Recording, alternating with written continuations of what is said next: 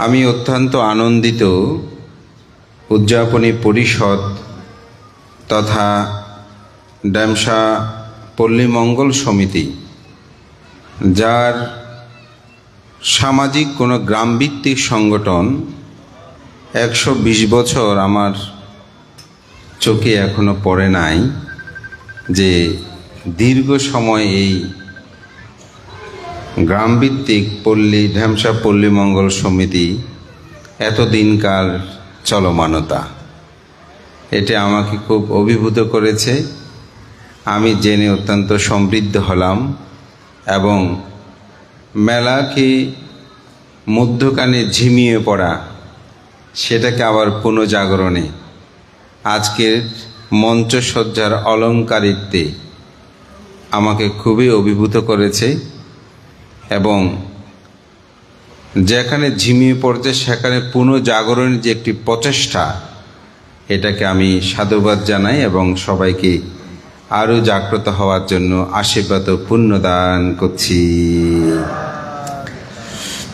আমি মূল আলোচনায় যাওয়ার পূর্বেই আজকের স্মারক, এখানে সংবর্ধনা স্মারক গ্রন্থটি আমাদের হাতে প্রদান করেছেন। আপনারা এটা দেখেছেন অনেকেই।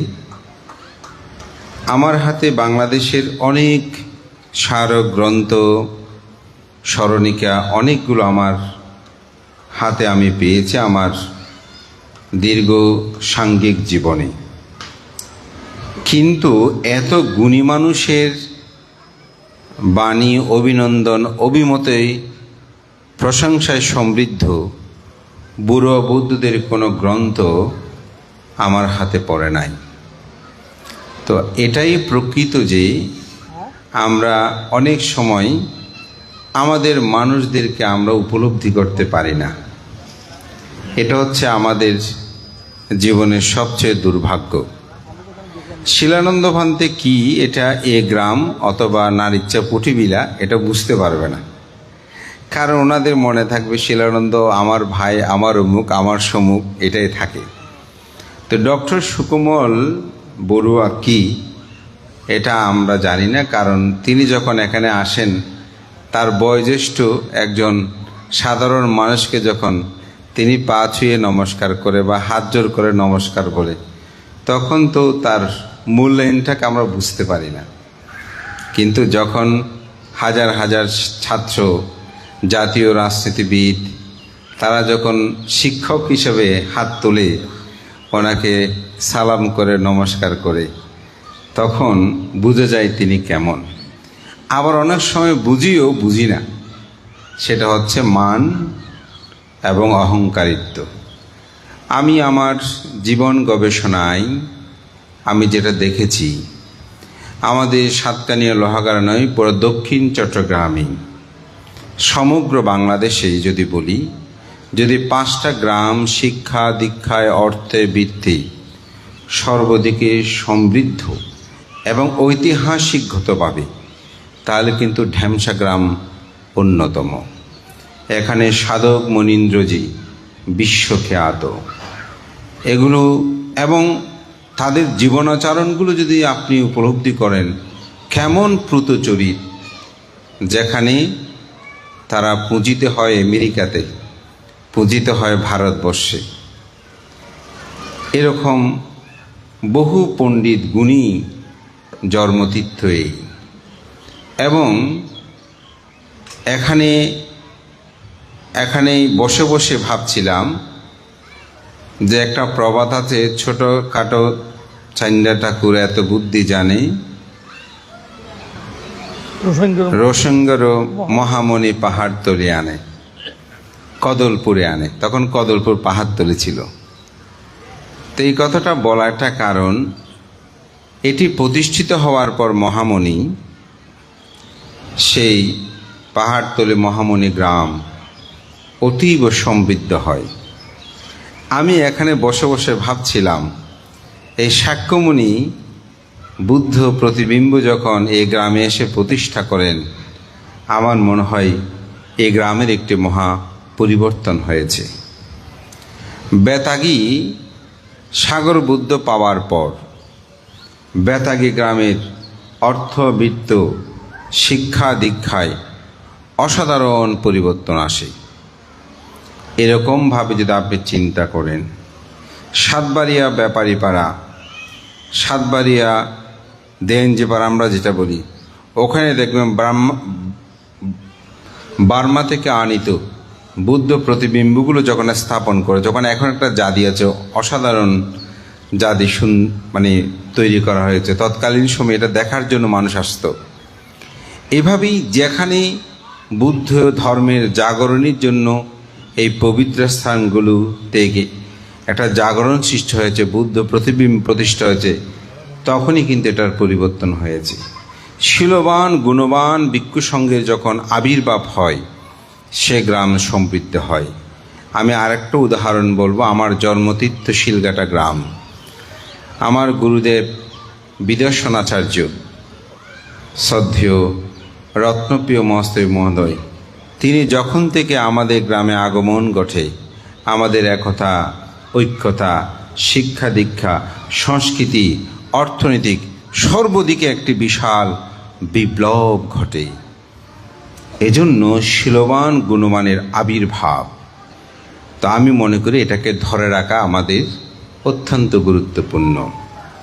মহাকারণিক তথাগত বুদ্ধ জীবন দর্শনে তিনি যখন 29 বছর বয়সে অবিনিষ্ক্রমণ করেন, অর্থাৎ গৃহত্যাগ করেন, তারপর তিনি বুদ্ধ হলেন, জগৎ খ্যাত হলেন। কিন্তু পিতা শুদ্ধোদনের মনোবাসনা হতো প্রায় সময়, আমার পুত্রকে আমি কেমন করে দেখব। অনেকজনকে পাঠিয়েছেন, সবাই বুদ্ধের কাছে গিয়ে পিতৃদর্শনের কথা বলার কথা ভুলে যায়, বুদ্ধকে দেখে অভিভূত হয়। তার 32 মহাপুরুষ লক্ষণ দেখে যখন বুদ্ধ বলে প্রভু জেনেবে কিনা, তখন তারা রাজা শুদ্ধোদন যে তাদেরকে প্রেরক হিসেবে পাঠিয়েছেন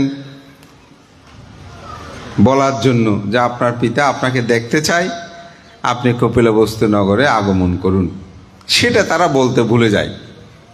বুদ্ধের ধর্ম কথা শুনতে শুনতে তারাই প্রভুজিত হয়ে যায়। কিন্তু তার একজন বিশ্বস্ত কালুদায়ী তাকে শেষ পর্যন্ত প্রেরণ করেছিল। কালুদায়ী গিয়েও সেও বুদ্ধের দর্শন দেখে, ধর্ম কথা শুনে সেও বিমুগ্ধ হয়ে যায়, ভিক্ষু জীবন গ্রহণ করে। একদিন সুযোগ বুঝেই বলছেন, আপনি তো বুদ্ধ হয়েছেন, জগৎ পূজ্য হয়েছেন, আপনার পিতাকেও আপনাকে দেখতে চায়। তখন এই কালুদায়ীর আহ্বান, পিতৃ আহ্বান শুনে তিনি 20,000 ভিক্ষু সঙ্গ নিয়ে এই কপিলাবস্তুতে গমন করেছিলেন। চারিদিকে উৎসবের রব। রাজকুমার সিদ্ধার্থ ফিরে এসেছেন, তিনি এখন জগৎপূজ্য, যেদিকে যায় সহস্র মানুষের তাকে কলধ্বনিতে মুখরিত। তার এই উৎসব আয়োজন দেখে রাজপ্রাসাদের বাতায়নে দাঁড়িয়ে তার সে সিদ্ধার্থ জীবনের স্ত্রী, সেই গোপা দেবী, তিনি বাতায়নে দেখছেন এই রাজপুত্র সিদ্ধার্থ কীভাবে পথে পথে প্রান্তে তিনি ভিক্ষা হাতে নিয়ে পিণ্ডচারণরত আছেন। খুশি হলেন, আবার তিনি ব্যথিত হলেন যে রাজপুত্র সিদ্ধার্থের কোনো কিছু অভাব আছে, তিনি কেন পথে পথে ভিক্ষাচারণ করবেন। তার পুত্র রাহুল জিজ্ঞাসা করছে, মা উনি কে, ওনাকে কেন এভাবে পূজিত করছে, এই যে সহস্র ভিক্ষুগুলো কে? বোঝে এখানে তোমার পিতা আছে। আমার পিতা? এত ভিক্ষু সঙ্গের, এত সন্ন্যাসীর মাঝে আমার পিতাকে? তখন তিনি 9টি গাথা, সেখানে নরসিংহ গাথা বলা হয়, সেখানে তিনি তার পিতার 32 মহাপুরুষ লক্ষণ বর্ণনা করেছিলেন, ইনি হচ্ছে তোমার পিতা। এবং তিনি রাজা শুদ্ধোদনকে ডাক পাঠালেন, দেখুন দেখুন পিতুন, আপনার পুত্র এই রাস্তার ধারে দাঁড়িয়ে তিনি ভিক্ষা করছে, এটি কি শোভা পায়? আপনি দ্রুত যান, তাকে নিষেধ করুন, সসম্মানে রাজপ্রাসাদে নিয়ে আসুন। রাজা শুদ্ধোধন গেলেন, গিয়ে বলছেন, হে পুত্র, তুমি তো আমার বংশের মর্যাদাহানি করেছ, আমাকে ফেলে তো তুমি চলে গিয়েছ, আমার এ বিশাল রাজপ্রাসাদ তুমি পরিত্যাগ করেছ এবং রাজবসন পরিত্যাগ করেছ। দীর্ঘকাল সময় তুমি আমার চোখের সম্মুখ থেকে দূরে ছিলে, বহুকাল পরে ফিরে এসেছ। আসার পরেও কেন তুমি আমাকে এত অপমানিত করছো? আমাকে কেন এত লাঞ্ছিত করছো? রাজধর্মে কি আছে যেভাবে রাস্তায় রাস্তায় পিণ্ডচারণ করা? শাক্য বংশ কত বীর্য ধীর সম্পূর্ণ এই বংশ, এখানে এই 20,000 ভিক্ষুকে খাওয়ানো কি আমার পক্ষে সম্ভব নয়? এগুলো তুমি পরিত্যাগ করো, তুমি আমার প্রাসাদে আসো, আমার যথা তোমার অভিরুচি সেরূপভাবে আমি তোমাকে অন্যায় প্রদান করব, তুমি আর আমার সম্মানহানি করিও না। সেই দণ্ডায়মান অবস্থায় তথাগত বুদ্ধ পিতাকে বললেন, উত্তিষ্ঠে নাফ্ফা মাচ্ছেয় ধাম্মাং সুসারিতাং চারি ধাম্মাসারি সুখাং সেতি আসমিং লোকে পারম হিসা। তিনি বললেন, হে পিতুন, উঠুন, আপনি জাগ্রত হন, প্রমত্ততায় জীবন অতিবাহিত করবেন না। ধর্মচারী ইহলোকে এবং পরলোকে তিনি সুখ লাভ করেন। এই কথা বলার সাথে সাথে, এই গাথা বলার সাথে সাথে সেখানেই সেই রাজা শুদ্ধোধন শ্রোতাপত্তি ফলে প্রতিষ্ঠিত হন। বললেন, হে পিতন, আপনি আমাকে শাক্য বংশীয় বললেও আসলে আমি এখন আর শাক্য বংশীয় সেই ক্ষত্রিয় নয়। আমি অতীত জন্মে, জন্মান্তরে, পূর্বজন্মে কোটি কোটি যত বুদ্ধ অতীত হয়েছেন, আমি সে সমগ্র বুদ্ধদের বংশধর। আমি আর শাক্য বংশর আমি বংশিত নয়, আমার বংশ হচ্ছে বুদ্ধ বংশ। তখন তাকে সেখানেই ফাং করলেন, ঠিক আছে, আপনি আমার ফাং গ্রহণ করুন, আপনি রাজপ্রাসাদে ফাং।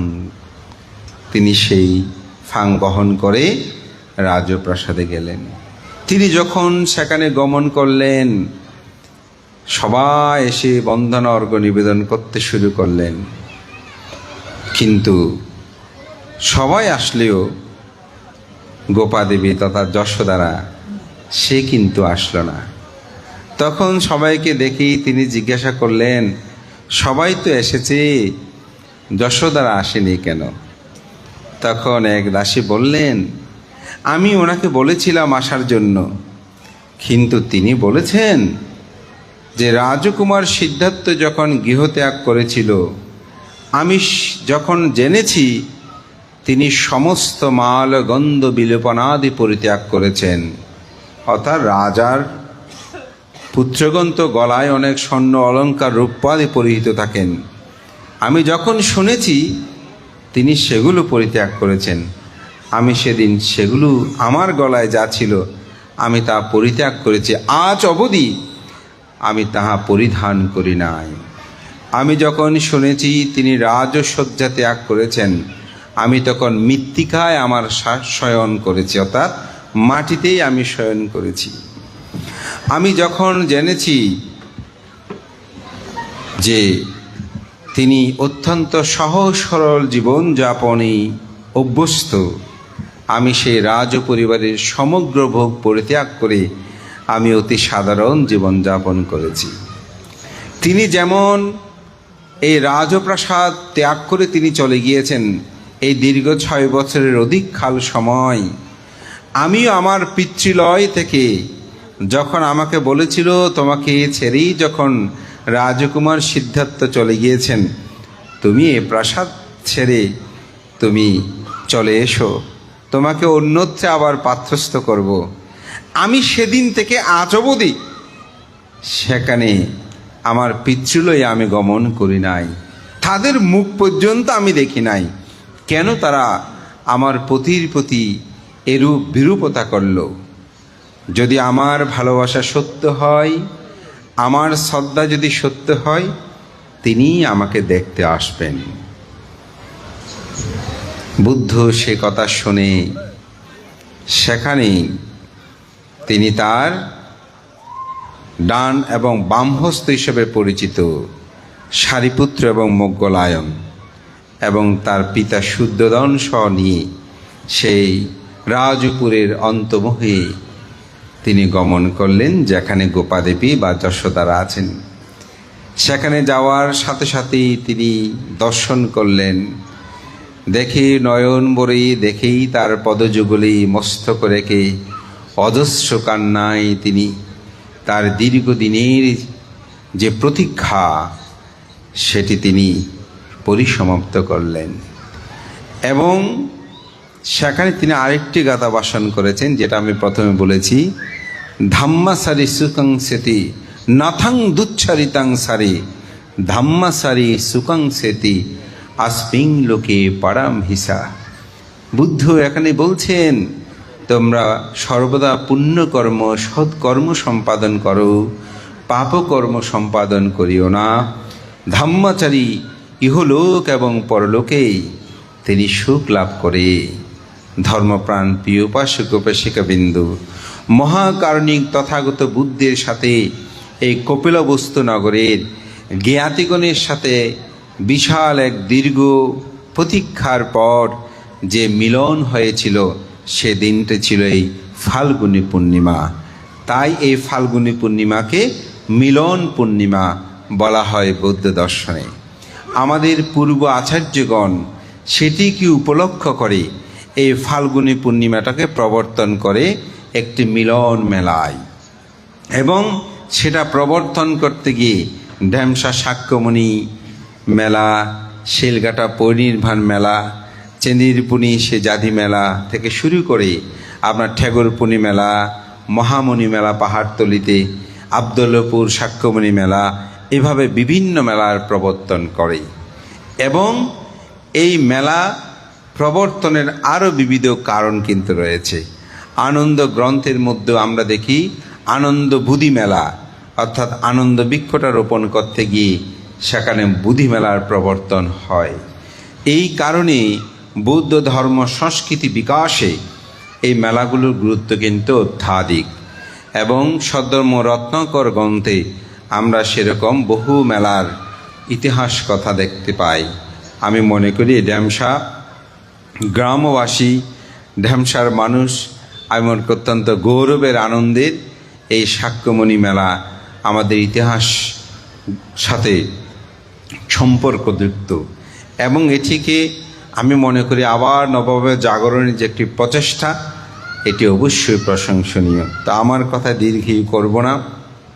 বিশেষ করে আমি অত্যন্ত আনন্দিত, আজকে আমিও এই ঢ্যামসায় প্রায় আমার জ্ঞাতি স্বজন সবার সাথে দেখার আমার সৌভাগ্য হলো। এবং আজকে সেটা এখানে উপস্থিত নিতে অত্যন্ত আনন্দপিত অনুভব করছি। তা আমার আহ্বান থাকবে, যেভাবে একটি নবজাগরণ সৃষ্টি হয়েছে ঢ্যামসার, বেশ করে আমার সাংঘিক জীবনের শুরু থেকে আমি এখানে এসেছি। মাঝপথে আমি মনে করি অনেকটা ছন্দ প্রথনও হয়েছিল, কিন্তু গত কঠিন শিবর দানে এসে আমি অভিভূত হয়েছি।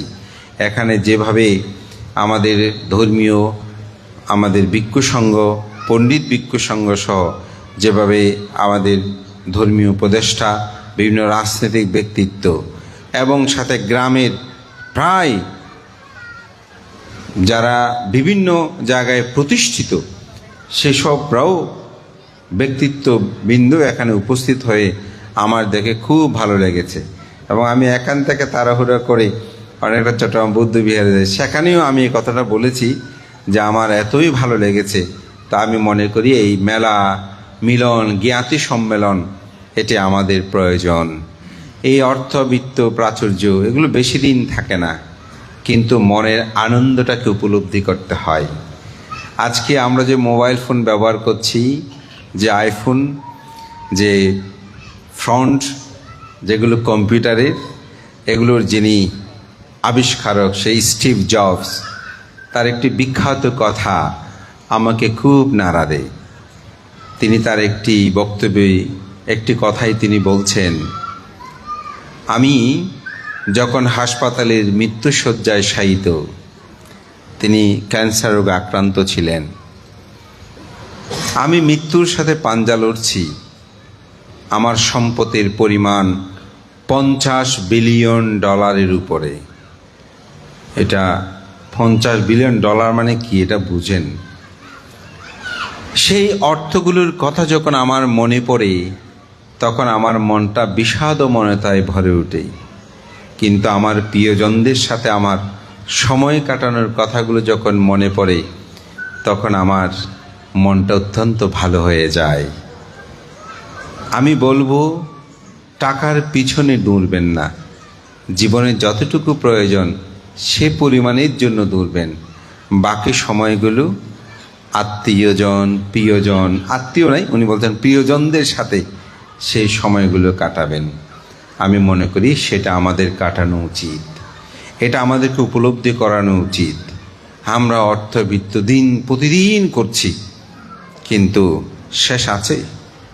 অর্থবিত্ত এগুলো সারাদিন আপনি জীবন করছেন, কিন্তু এই জীবনের কোনো, আমি নামটা বলবো না, একজন আমাকে বলছে, ভান্তে আমি ভাবনা করে আমার একটা উপকার হয়েছে। কি উপকার? বলছে, ভান্তে জীবনটাকে যে সময় দেওয়া দরকার, এটা আমি ভান্তে বুঝেছি। তো উনি একটা নিজের জীবনের উপলব্ধি দিলেন, এটা আমাদের আপনাদের দরকার। উনি একটা ফ্রেশের মালিক। বলে যে, ভান্তে আমি সকালে 9টা-10টা বাজে দোকান খুলতাম, আন্দে কিনলে ওনার একটা দোকান আছে। পদবান্তে ভাত কখন খাচ্ছি কী খাচ্ছি জানি না, রাতের 10টা, 11টা, 12টায় আমি যেতাম। আমার প্রতি মাসে শেষ প্রায় 1,20,000, 1,80,000 এরকম আমার ইনকাম হতো। এই ভাবনাটা করার পর আমার মনে প্রশ্ন আসলো, আমি জীবনের জন্য কি করি? ভান্তে আমার জীবনটা পরিবর্তন করলাম। কি করলেন?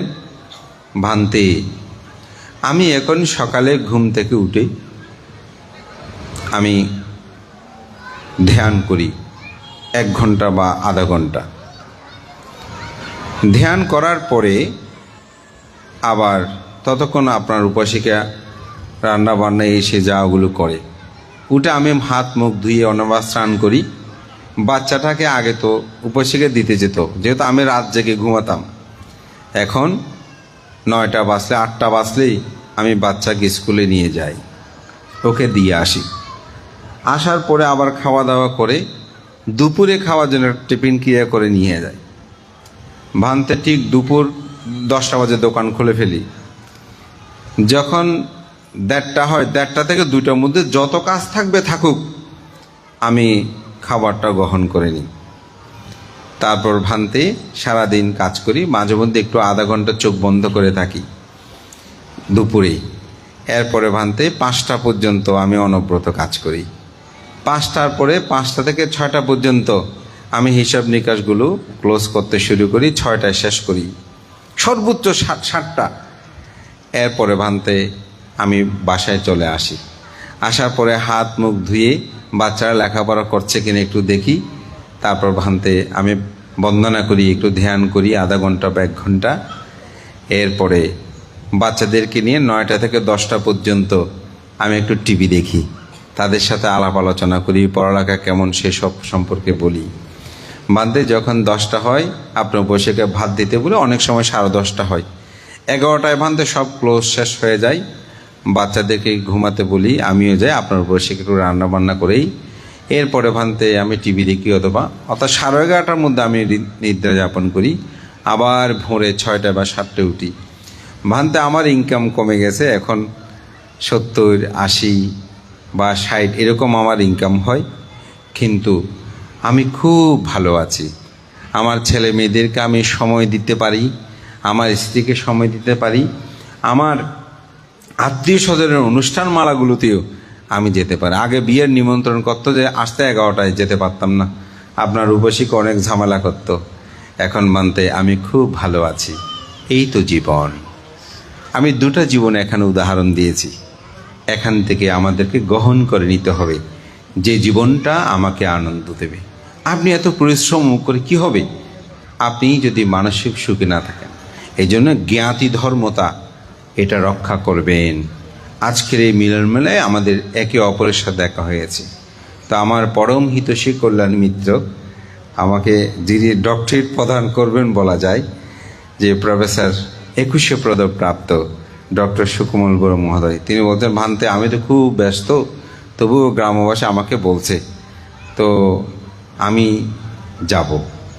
আপনি অফিসিয়াল আজকে উনি বলেছেন কালকে আমার ভাইয়ের পরীক্ষা আছে, এরকম ভান্তে ওখানে শেষ করে আমি আমার খুব ভালো লেগেছে। এবং আজকে এখানে চিঠিতে ওনার কোনো নাম নাই, কিছু নাই, তাই না? কিন্তু তিনি তবুও এসেছেন। এই সাধারণ মানুষগুলোই পৃথিবীতে অসাধারণ হতে পারে। এটা কি জন্য এসেছেন? গ্রামের প্রতি ভালোবাসা। ওনাকে তো আনার জন্য কেমন কেমন করে সেটা আমি জানি। মাঝে মধ্যে আমাকে বলে, বানতে আপনার সাথে যোগাযোগ আছে অমুকের সাথে, আপনার এলাকার মানুষ, একটু বানতে বলেন না। তো আমি মনে করি যে উনি এমনিতেই এখানে আসেন, এটাই হচ্ছে তার বিশালত্বতা। এবং তিনি তার জীবনাদর্শনে তিনি অনেক কাজ করেছেন। আজকে ঢাকা আন্তর্জাতিক বৌদ্ধ বিহার, এটা শুধু ঢাকার জন্য না, আমাদের সংগ্রাসনিকের জন্য, যেহেতু আমি বাংলাদেশ সংঘ ভিক্ষু মহাসভার একজন প্রাক্তন সম্পাদক, আমাদের নেতৃত্বের জন্য, আমাদের প্রতিনিধিত্বের জন্য এই প্রতিষ্ঠানটা ছিল অনন্য। এবং এটার সে প্রতিষ্ঠাতা অধ্যক্ষ, সে পরম পুণ্যপুরুষ শান্তপদ মহস্তবীর মহোদয়, এবং তার সাথে অনন্য নামেই যিনি জড়িত, এ ডক্টর প্রফেসর সুকোমল বড়ুয়া মহোদয়। এটা আমাদের গর্ব, এটা আমাদের আনন্দ।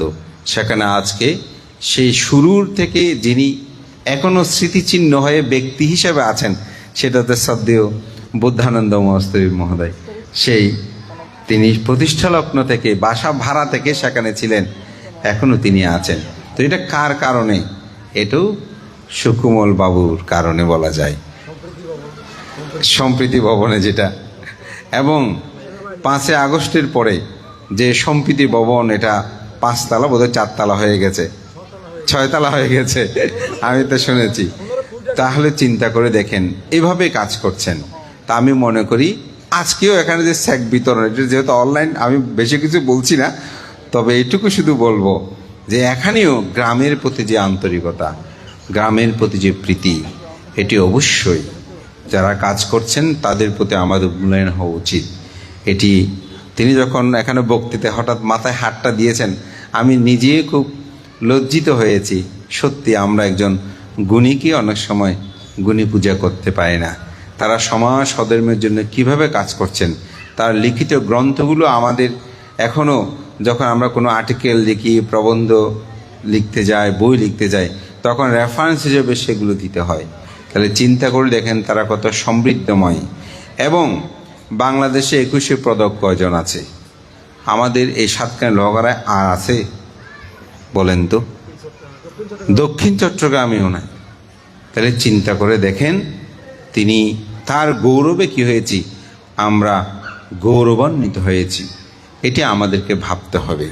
আমি এখানে, আপনারা জানেন, আমার দেশনায় সাধারণত আমি কাউকে বেশি প্রশংসা করি না, আমার দেশনা ধর্মভিত্তিক হয়। কিন্তু আজকে যেহেতু জ্ঞাতি সম্মেলন, তাই আমি একটু করে বলছি যে আমাদের জ্ঞাতির প্রতি জ্ঞাতির এই আন্তরিকতাগুলো থাকতে হবে। আমার পবিত্র ভিক্ষু জীবনে আমি যখন একেবারে, হয়তো এখন যেখানে যাই দেশক হিসাবে, কিন্তু আমার যখন একটু একটু আমি দেশনা করছি, তিনি একদিন আমার দেশে আমাকে কীভাবে উৎসাহিত করেছেন। এবং তিনি বলতেন, সাতকানিয়ার আপনি সন্তান, এভাবে উঠতে হবে, এভাবে করতে হবে। এই উৎসাহবোধ, এটা আমাকে এখনও প্রেরণা দেয়। এবং আমার এমপিলে যে আমি ডিগ্রি লাভ করেছিলাম, আমাদের দেশ সাধারণত এমপিল ডিগ্রিটা মানুষের কম বুঝে, এটাও কিন্তু একটা ডিগ্রি পিএইচডির আগে। তখনও তিনি আমার একজন পরম হিতৈষী কল্যাণ মিত্র, তখনও তিনি আমার সুপারভাইজারের তিনি দায়িত্ব বা আমার বইয়ের মূল্যায়ন করেছেন।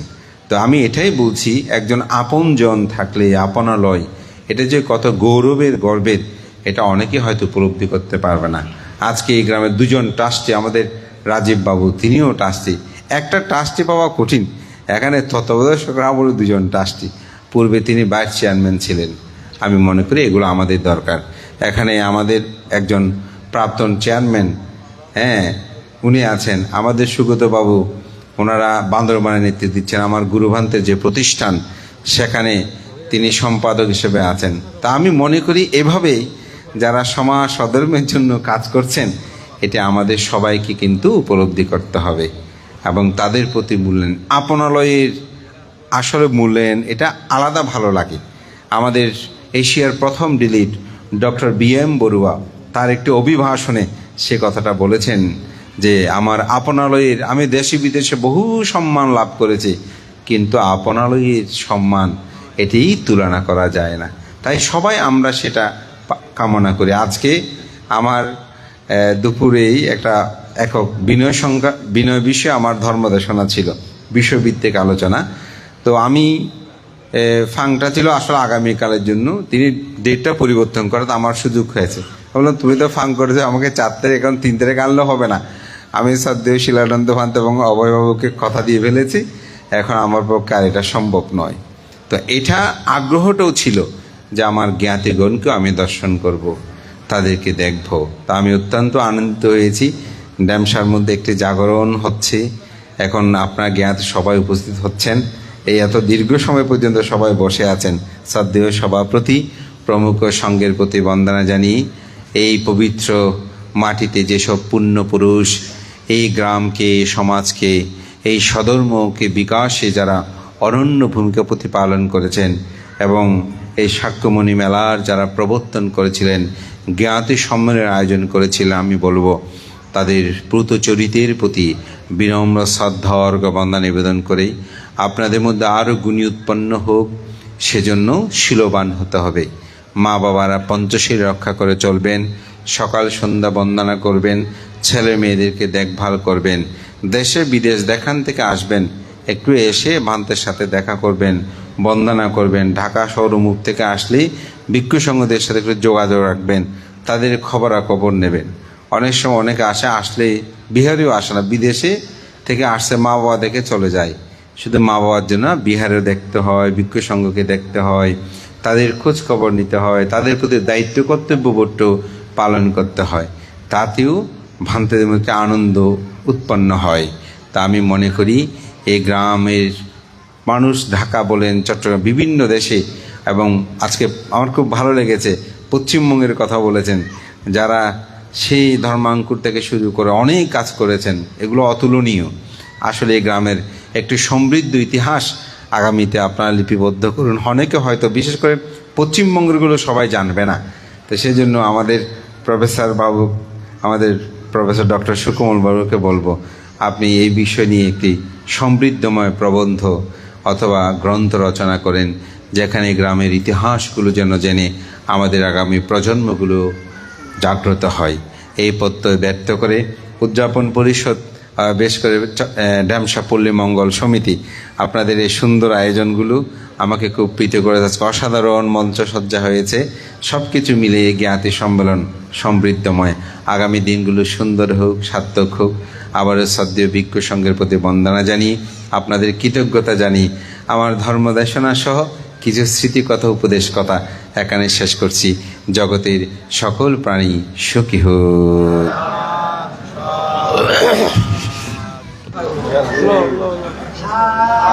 সাধু সাধু সাধু। সাধু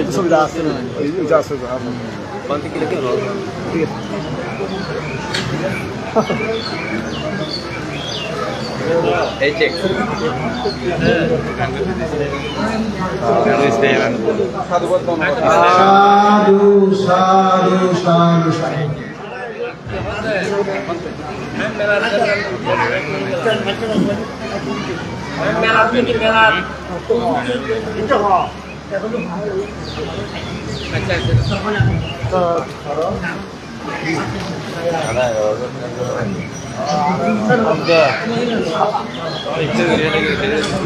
আমরা বৌদ্ধ ধর্ম কল্যাণ ট্রাস্ট থেকে ইতিমধ্যে প্রফেসর ডক্টর সুবল বড়ুয়া মহোদয় আমাদেরকে দুটো চেক দিয়েছেন, একটা হচ্ছে শ্মশানভূমির আর একটা হচ্ছে বিহারের জন্য। আসলে এটা অনেকদিন থেকে একটা প্রত্যাশা ছিল এবং আমাদের ডক্টর সুবল বড়ুয়া মহোদয় ঐকান্তিক প্রচেষ্টা মাধ্যমে এই অর্থটা পেয়েছি। এই জন্য গ্রামবাসী ডক্টর সুবল বড়ুয়ার কাছে কৃতজ্ঞ এবং সেই সাথে আরেকজন ট্রাস্টি মাস্টার রাজীব বড়ুয়াও আমাদের জন্য বিশেষ সময় বিশেষ কাজ কিছু বলেছে। তাই জন্য আমরা ক্যান্সার পরিমঙ্গল সমিতি তথা গ্রামবাসীর পক্ষ থেকে আমি উভয় ট্রাস্টিকে কৃতজ্ঞতা জ্ঞাপন করছি এবং আমাদের দীর্ঘায়ু এবং শারীরিক সুস্থতা প্রত্যাশা করছি। ধন্যবাদ।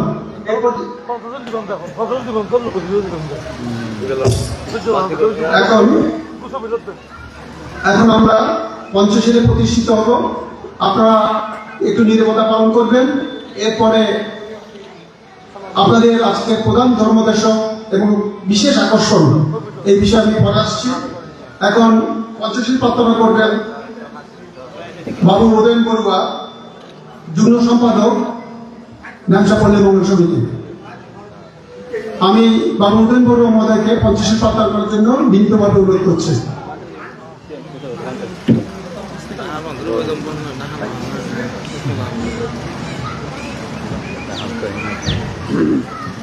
বড় করে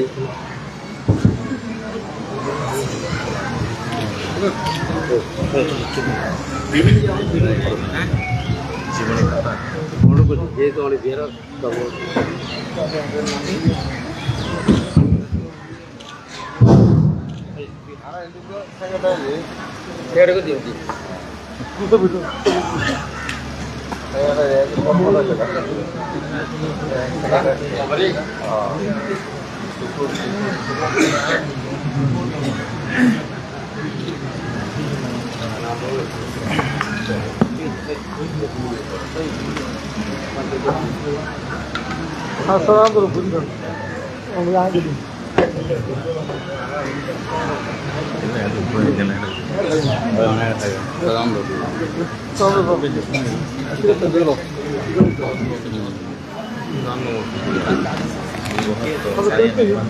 এই পরিবেশ আনন্দ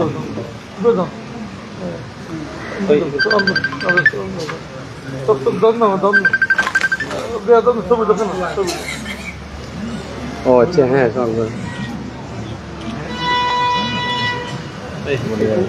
আমার কথা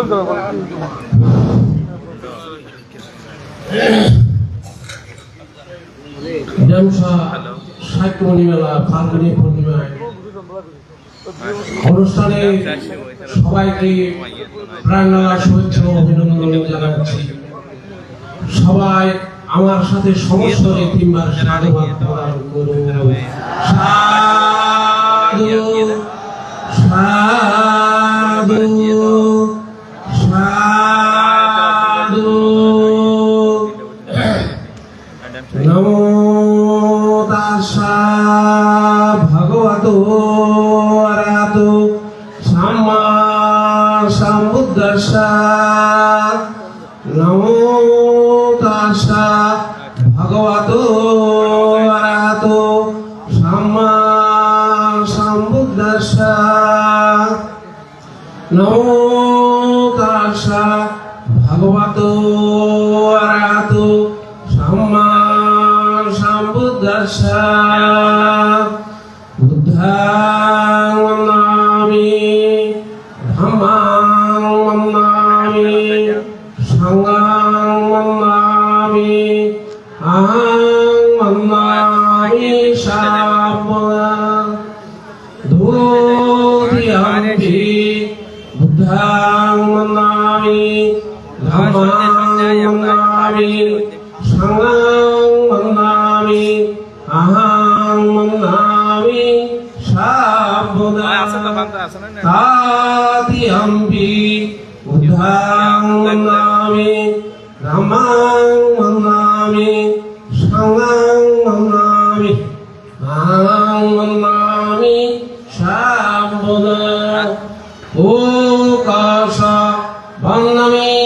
ভান্তে সংগ্রাম ধারতেন কথাং সাব্বাং অপরাধং ক্ষমাতু মে ভান্তে সঙ্গো দোদিয়াম্পি ও কষ বন্নমি ভান্তে সংগ্রাম ধারতেন কথাং সাব্বাং অপরাধং ক্ষমাতু মে ভান্তে সঙ্গো তাতিয়াম্পি ও কাশ বন্নমি ভান্তে সংগ্রাম ধারতেন কথাং সাব্বাং অপরাধং ক্ষমাতু মে ভান্তে সঙ্গো মায়াং ভান্তে মায়াং সংসার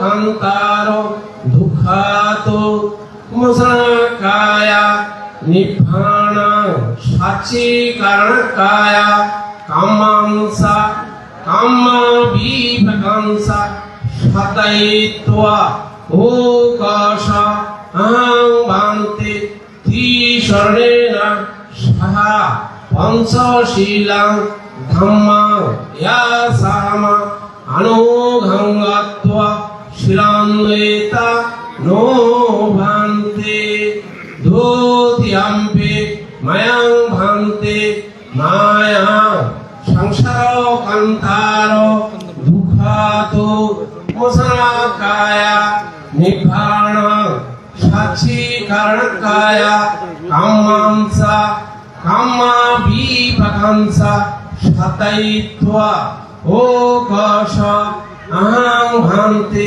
ত্রিশরণেন সাহা পঞ্চশীলাং ধম্মাং ইয়াসামা অনুঘঙ্গত্বা শিলান্বিতা নো ভান্তে তাতিয়াম্পি মায়াং ভান্তে মায়াং সংসার কান্তার দুঃখাতু মোসনাকায়া নিভাণ সাচি কারণকায়া কামাংসা কাম্মা বিভকাংসা সতয়িত্বা ও কষ আহং ভান্তে ত্রিশরণেন সাহা পঞ্চশীলাং ধম্মাং ইয়াসামা অনুঘঙ্গত্বা শিলান্বিতা নো ভান্তে।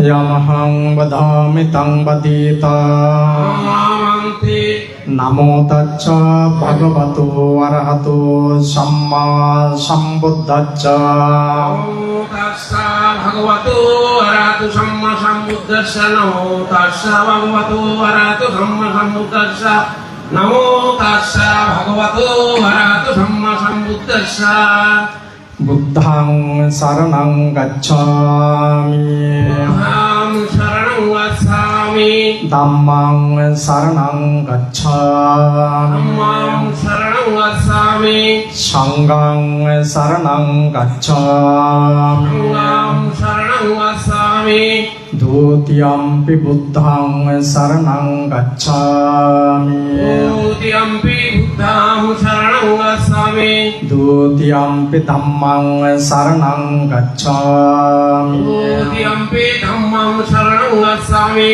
द्वितीयम्पि संघं शरणं गच्छामि द्वितीयम्पि संघं शरणं गच्छामि तृतीयम्पि बुद्धं शरणं गच्छामि तृतीयम्पि बुद्धं शरणं गच्छामि तृतीयम्पि धम्मं शरणं गच्छामि तृतीयम्पि धम्मं शरणं गच्छामि तृतीयम्पि संघं शरणं गच्छामि तृतीयम्पि संघं शरणं गच्छामि त्रिशरणगमनं सम्पन्ना भान्ते पणातिपाता वीरमणि सिक्खापदं समादयामि अनाधिपत वीरमणि वेरमुनि शिक्षवतां समादयामि अतिन्नादाना वीरमणि शिक्षापदं समादयामि अतिज्ञान वेरमुनि शिक्षवतां समादयामि कामेषु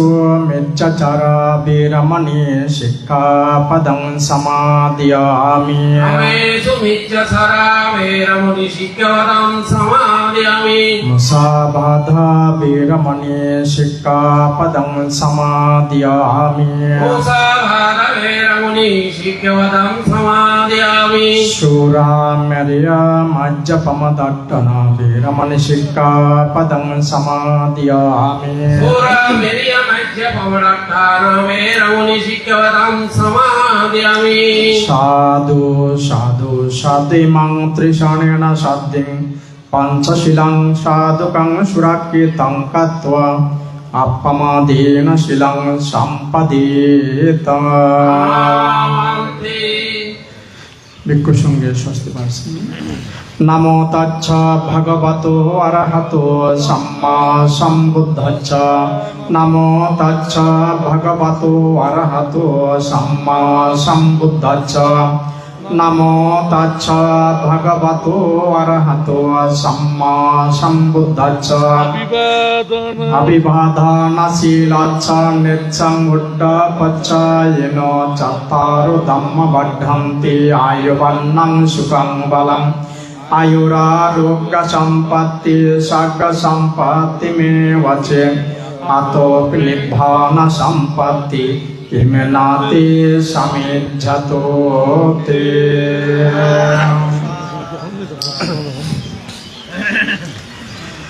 नमो तच्छ भगवतो अरहतो सम्मा सम्बुद्धच्छ उत्तिष्ठे नपमाज्य धम्मं सुचरितं सरे धम्मचारी सुखं सेति अस्मिन् लोके परं च एतेन सच्छवज्येन हतु ते जयमङ्गलान्ति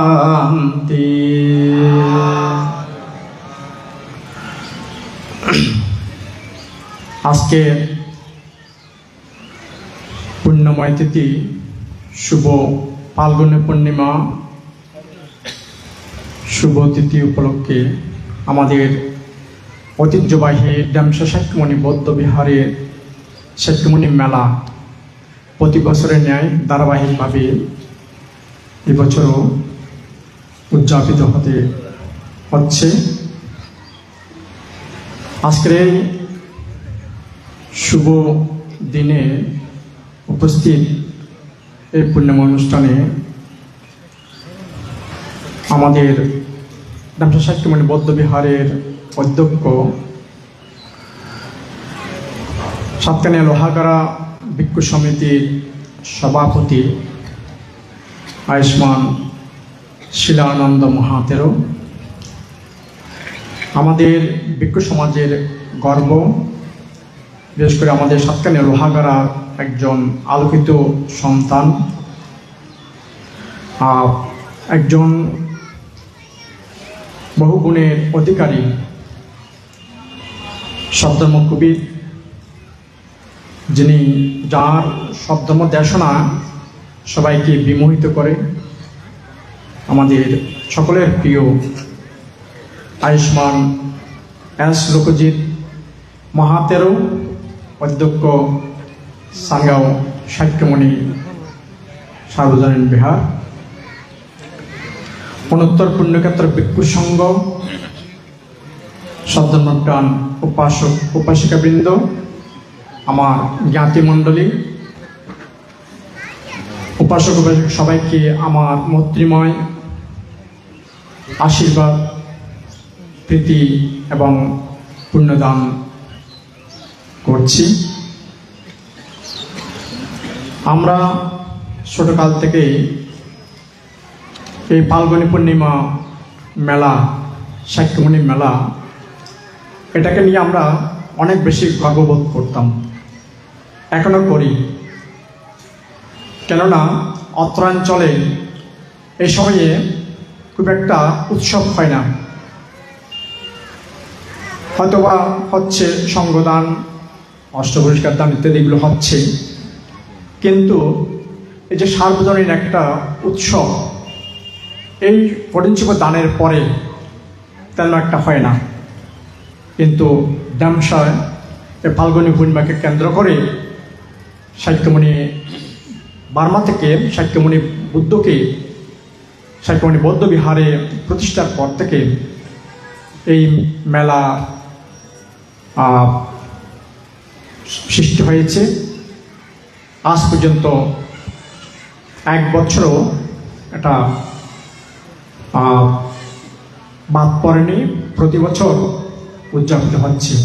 তবে আগে আমরা যখন ছোট ছিলাম তখন আমাদের ড্যামসা গ্রামের মানুষেরা অতটা অর্থবিত্তশালী ছিল না, কিন্তু মানুষের মন ছিল উদার, মানুষের মন প্রাণ ছিল আকাশের মতো।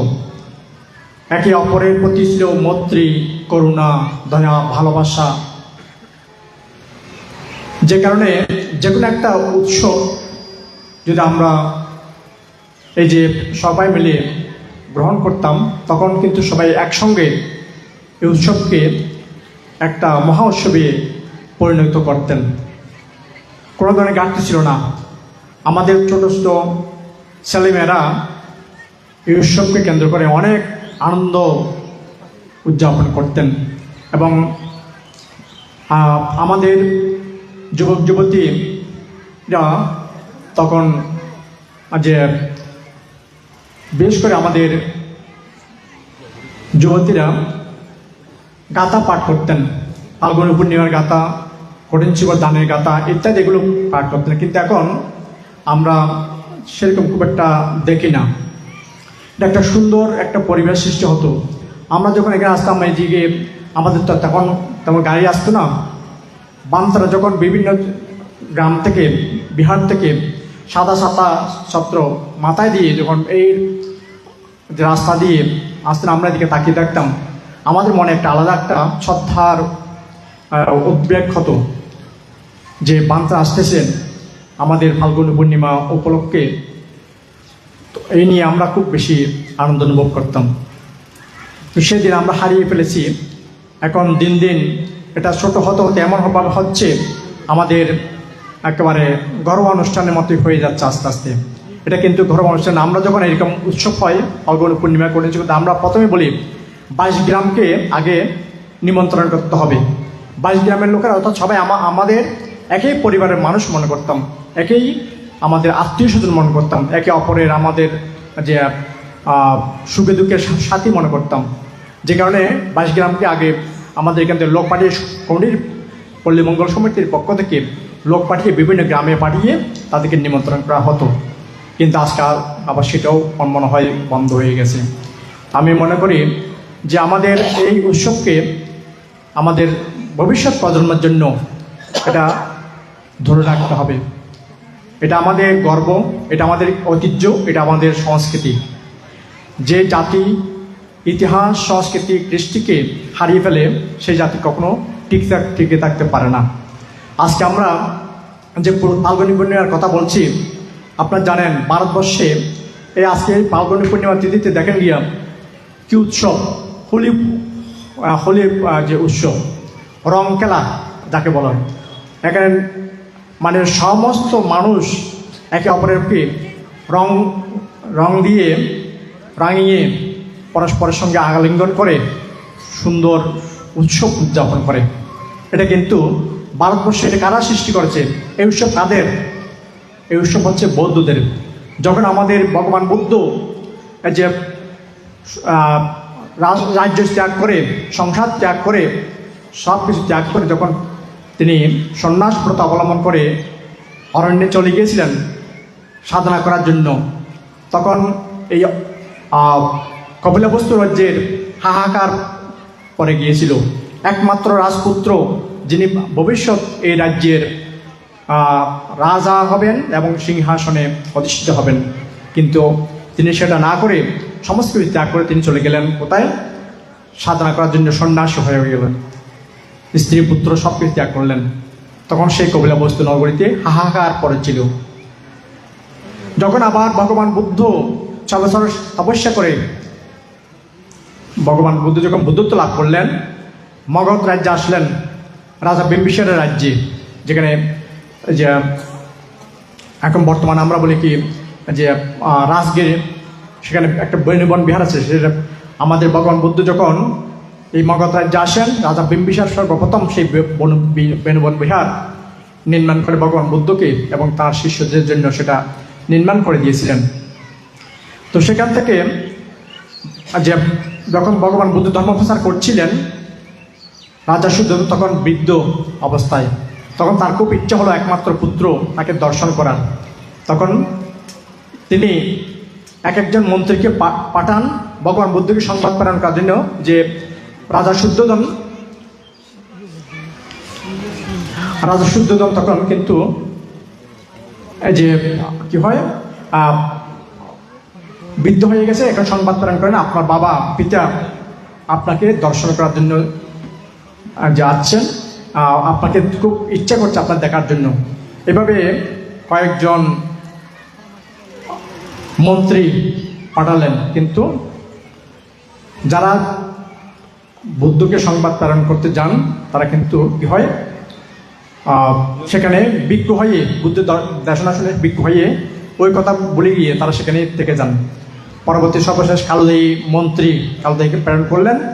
কালদেয়ী বললেন, বান্তে ভগবান আপনাকে আপনার পিতার দর্শন করার জন্য চাচ্ছেন, ইনি এখন অনেকটা বৃদ্ধ, আপনি আপনার রাজ্যে আসুন, আপনার পিতা আপনাকে দর্শন করবেন। তখনই যে ভগবান বুদ্ধ তার 20,000 শিষ্যকে নিয়ে কপিলাবজ্র নগরে আসছিলেন। সেই উৎসবে আমাদের আজকে হোলি উৎসব।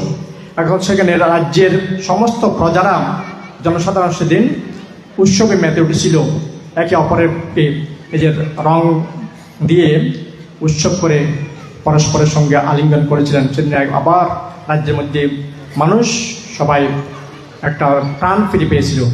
তো সেটা আমরা আজকে হারিয়ে ফেলেছি, কিন্তু এগুলো আমাদের উৎসব। তো যাই হোক, আমি আজকে এটাই স্মরণ করছি, এই আমাদের যারা মহাপুরুষেরা, সপ্তম মহাপুরুষের কথা আমরা সবসময় স্মরণ করি, তাদের প্রতি আমরা শ্রদ্ধা নিবেদন করি। এই ড্যামসা গ্রাম একটি আধ্যাত্মিক পুণ্যতীর্থ, এখানে আধ্যাত্মিক মহাপুরুষদের এখানে আবির্ভাব হয়েছে, যাদের কথা আমরা সবসময় শ্রদ্ধার সাথে স্মরণ করি। তো তারা তাদের আশীর্বাদে আজকে এই ড্যামসা গ্রাম ধন্য হয়েছে।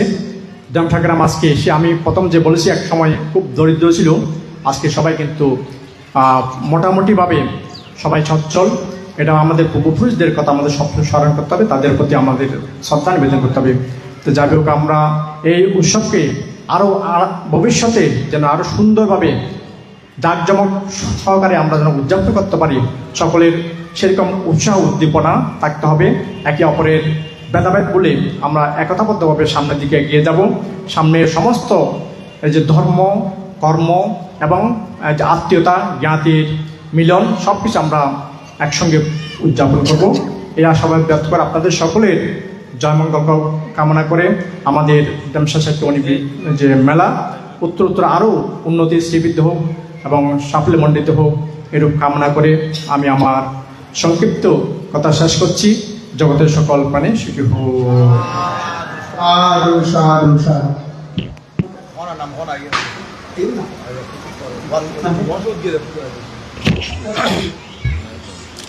প্রিয় উপাসক উপাসিকা, সকলের বাসদান, অল্পক্ষণের মধ্যে আমাদের এই ধর্মসভা সমাপ্তি ঘোষণা করব। আমাদের প্রধান ধর্মদেশক, যিনি অত্যন্ত কষ্ট স্বীকার করে এসেছে আমাদের গ্রামবাসী সকলের আহ্বানে, তো তিনি একটু 2 মিনিটের জন্য ওয়াশরুমে গিয়েছে। এখন প্রধান অতিথি কয়েক মিনিট তার মূল্যবান ভাষণ প্রদান করবেন। তারপরই প্রধান ধর্মদেশক প্রিয়বাদন যোগদীন মহাস্তবীর তার ভাষণের পরপরই আমাদের সভা সমাপ্তি ঘোষণা করা হবে। এখন কয়েক মিনিট প্রধান অতিথি তার গুরুত্বপূর্ণ ভাষণ প্রদান করবেন।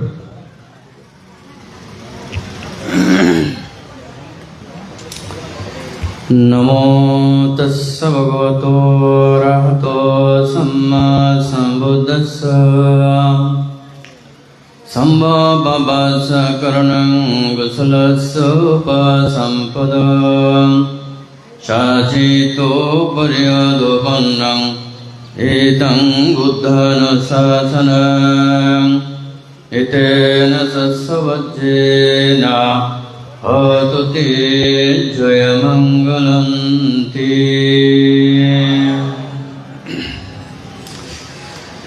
জানসা সাক্ষ্যমণি বিহারে প্রতি বছরের ধারাবাহিকতায় ফাল্গুনী পূর্ণিমাকে কেন্দ্র করে সাক্ষ্যমণি মেলা, এই পুণ্য অনুষ্ঠানের সভাপতি আন্তর্জাতিক বৌদ্ধ বিহার ঢাকা মেরুলবাঠা বিহারের উপাধ্যক্ষ পরম সদ্য বুদ্ধানন্দ মহাতেরো পান্তে, উদ্বোধক উত্তর বিহারের বিহারাধিপতি এবং প্রধান সদ্ধর্মদেশক এস লোকজিৎ মহাতেরো, দেশকবৃন্দ, গুণোত্তম মহান সংঘ এবং দায়িত্বের মধ্যে যারা উপস্থিত হয়েছেন, বিশিষ্ট শিক্ষাবিদ ডক্টর সুকুমার বড়ুয়া মহোদয়, রাজনৈতিক ব্যক্তিত্ব, বহু গুণের গুণান্বিত এবং অত্র গ্রামের গ্রামবাসী, পল্লী মঙ্গল সমিতি সহ গ্রামের সকল শ্রেণীর উপাসক উপাসিকার দায়িকারা, প্রতি বছর আপনারা উৎসবমুখর পরিবেশে এই সাক্ষ্যমণি মেলাকে উদযাপন করে যাচ্ছেন। তাই আয়োজক সহ যারা ব্যবস্থাপনা করেছেন, পল্লী মঙ্গল সমিতি সহ সকলের প্রতি মৈত্রীপূর্ণ আশীর্বাদ পুণ্যদান করছি। তো এখানে আসলে অনেক আলোচনা হয়েছে সাক্ষ্যমণি মেলাকে নিয়ে, ফাল্গুনী পূর্ণিমাকে নিয়ে। তো ফাল্গুনী পূর্ণিমার বিশেষত্ব আমরা দেখতে পাচ্ছি, বুদ্ধ ভগবান সেই কপিলবস্তুতে গিয়েছেন, পিতা শুদ্ধোদনকে দীক্ষিত করেছেন, ধর্মদান করেছেন এবং ধর্মদান দিয়ে ওনাকে সেই আমাদের যেটা আমরা অনাগামী যেটা বলা হয়, অনাগামী ফলে প্রতিষ্ঠিত করতে পেরেছেন। তো তেমন তো একটি দিন আমরা সেই বৌদ্ধিক চিন্তাধারায়, বৌদ্ধিক চেতনায় আমরা উদযাপন করে যাচ্ছি। আমরা এই উদযাপনের মাধ্যমে জ্ঞাতি স্বজনকে দেখা, সাক্ষাৎ, মিলন এবং আত্মদর্শন করার জন্য ধর্মীয় সভার আয়োজন করা হয়। তো উপাসক উপাসিকাগণ, আমরা আসলে যে কথাগুলো বলে আসছি, আমাদের সভাপতি বান্তে বলেছেন যে আরও জাঁকজমকপূর্ণ করার জন্য, অতীতের সাইতে আরও জাঁকজমকপূর্ণ করবে, কিন্তু অতীতের সাইতে আরও ছোট হয়ে যাচ্ছে। মানুষের শরীরে রোগ হলে চিকিৎসা করে 1 বছর, 2 বছর, 3 বছর বা 50 বছর পরে হলেও সুস্থ হওয়া যায়। তো মানুষের মনে যদি রোগ সৃষ্টি হয়, চৈতসিক রোগ যদি সৃষ্টি হয়, সেই রোগ সহজে সারাতে পারে না। এগুলো জন্মান্তর সেই রোগে আক্রান্ত হয়ে সমাজ জাতি ধ্বংস হয়ে যায়। তা আমাদের শরীরের রোগের চাইতে বেশিরভাগ মানসিক রোগী হয়ে গেছে আমরা। আমাদের চিত্তচেতসিক তেমন সুস্থ নহে। সেই কারণেই আমরা দিন দিন একে অপরকে হারিয়ে ফেলছি। একে অপরের ভ্রাতৃত্ববোধ আমরা হারাতে বসেছি। যদি আমরা বলি আর্থিক সচ্ছলতা, প্রাচুর্যতা, চাকচিক্যতা বেড়েছে, কিন্তু আমাদের মনের স্বস্তি শান্তি আমরা পাচ্ছি না। সেজন্যই আমাদের প্রথমত মনের চিকিৎসা করতে হবে। মনের চিকিৎসা যদি করতে পারি, আমাদের প্রতিষ্ঠান, ধর্ম, সমাজ, সংগঠন এগুলো টিকে থাকবে এবং এগুলো থেকে আমরা ভালো কিছু আশা করতে পারবো। তো সেজন্যই প্রধান সদ্ধর্মদেশক এস লোকজিৎ মহাতেরও এসেছেন। তো সভাপতিও ভাষণ বক্তব্য দিয়ে দিয়েছে এবং আমাকে প্রধান অতিথি করেছে, আমিও দিয়ে দিয়েছি। এখন প্রধান সদ্ধর্মদেশক দেশনা করবেন। আপনারা শুনে মনে নিবেশ করে শুনে চিত্তজগৎকে প্রসন্নিত করবেন এই আশাবাদ ব্যক্ত করি। যারা এই মেলা সৃষ্টি করেছেন মহাপুরুষগণ, তাদের স্মৃতির প্রতি বন্দনা শ্রদ্ধা নিবেদন করি। আপনাদের মঙ্গল সুখ শ্রীবৃদ্ধি কামনা করে আমার সংক্ষিপ্ত আশীর্বাণী ধর্মদেশনা এখানে পরিসমাপ্তি করছি। জগতের সকল প্রাণী সুখী হোক। সাধু সাধু।